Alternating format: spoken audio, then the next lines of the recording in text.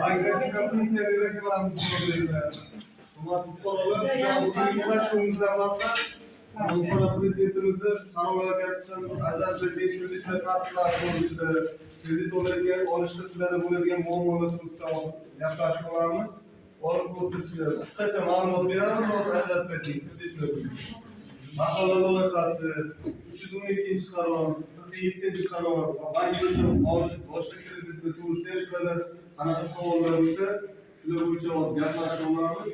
Keyin kredit olib qo'shimcha usullar yaratish to'g'risida kredit olishda qanaqa talab etiladi, shular to'g'risida sizlarda bo'ladigan savollar bo'lsa, shuni gaplashmoqlarimiz.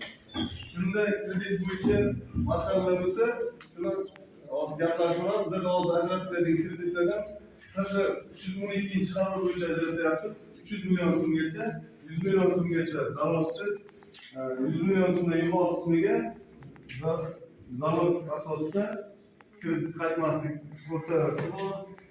Keyin mahalla loyihasi asosida 5 yil muddatga 2 yil imtiyozli kredit qaror bo'yicha 5 yil muddatga 2 yilgacha imtiyozli kredit ajratamiz. 25% dan xotin-qizlarimizga 2% kamaytirilgan miqdorda 23% dan ajratamiz.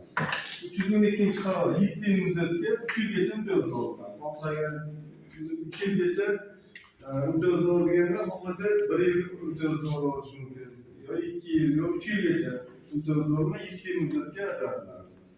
Shu kreditlar bo'yicha kimda savollar bo'lsa, hozir bersangizda hammasiga qisqacha ma'lumot berib, yechim bo'ladigan masalalarni yechib ko'rib chiqamiz masalalarni.